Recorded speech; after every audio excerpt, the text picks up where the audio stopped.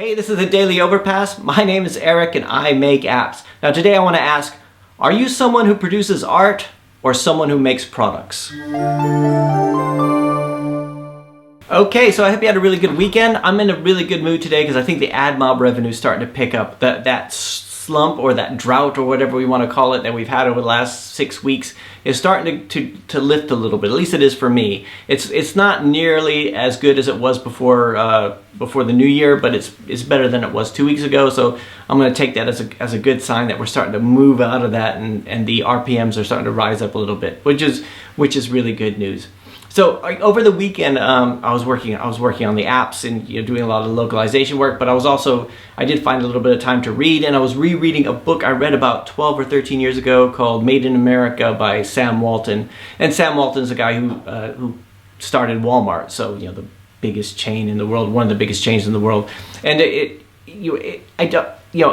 going through that. I read it a long time ago before I even thought about starting a business, and it was something that had a real big effect on me. And I started thinking about it. I think the way that I do apps is more like Walmart than it is like, say, Harrods. Like I like to think, like at a personal level, that I'm an artist and that we put out really quality stuff. But a lot of times it is I'm also really practical, and I'm like, every app that we have in development is not making us money. So one of the things I like to do is keep things going all the time. And that's one of the things that with Walmart is they had low margins and high volume, and they had to keep a lot of processes to keep things going. And that's something that that really appeals to me.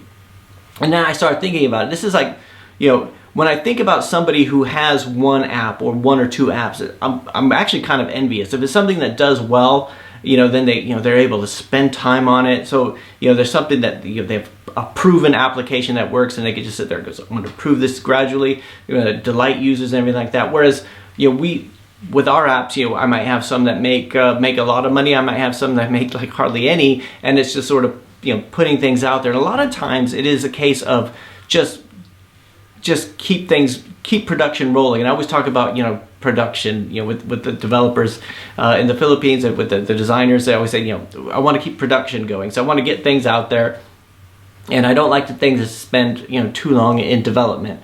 And it's not nearly as bad as a few years ago when there was all this like reskinning and everything like that. And I knew some people, like in mastermind groups that I was in, that would do like hundreds of apps like in a month. They would talk about their overseas factories where they would just churn out these reskins all the time. So it's nothing like that. Like everything we do is our own. Sometimes we might find some reskin code. And by the way, I have no problems with reskinning. In the end result is the product and the revenue stream that you make from it. But you're trying to put out something that's good for users. So if you do use reskin code, as long as you could change it enough, I have no problem with that. Shortcuts. I'm a big fan of shortcuts, even though we don't use them all that often. But I started thinking about the two different types of app developers. You got the artists, the people who really take care and everything into their work. They might put out one or two apps, maybe a year, and they just really work at it, and they might work, which I always thought that was high risk. So I always do. And then there's people like me who just we put things out. We'll have like a good idea, and we'll think, how can we reuse this code over and over and over again, and the analogy I think of it is like if I was a fisherman and I would put like a line in the water, like there might be another fisherman, sorry, keep with the analogy, there might be another fisherman who puts one line in the water and waits, and I would put one line in the water, and then I would put another line in the water, and then another line in the water, and then at some point I'm like, oh wait, there's a nibble back at that one, so I'll run back over there and then give that one the attention that it needs. So, and we see this a lot, like some of our apps where they're just a dud going out, and then eventually so we'll put out a few more, and then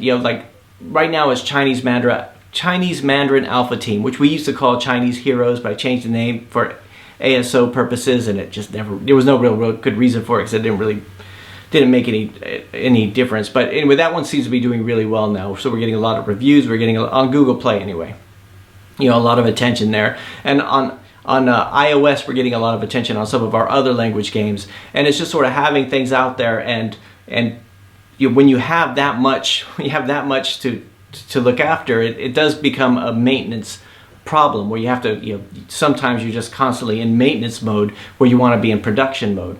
And this is one of the things when you hire a team, you have to, every day you're spent, not moving forward, it's just costing you money. So, I wanted to ask you guys, what do you consider, how do you consider yourself as a developer? Are you more like an artist, like you're just putting out masterpieces every so often, or are you more like, say you're just putting out a product, so you're just putting things out, you're getting them to production ready status, so you don't want to, the balance here is you don't want to put out something too soon, because then even if it does take off, like I say, sometimes I want to just put something out because I learn more about what people like when I have something out on the market. But the danger is I'll put something out before it's ready, and then it will just be a bunch of bad reviews that we can't recover from when we do the version 1.1 or whatever. So are you someone like that, or are you somebody who puts out really quality pieces of work? And I don't think any one of them is better than the other, but I just started thinking about myself, reading the Sam Walton book. I started thinking about, as much as I like to think of myself as being like Steve Jobs, I'm more like Bill Gates. As much as I like to think of myself as being Harrods, I'm more like Walmart. If I want to be like the Beatles, I'm like the Monkees, right? So that's just my thing. So anyway, that's it for today. Just something to think about, the artist versus the product maker. And just let me know in the comments what you guys think, what you think the better way to do it is. And that's it. I'll talk to you guys tomorrow.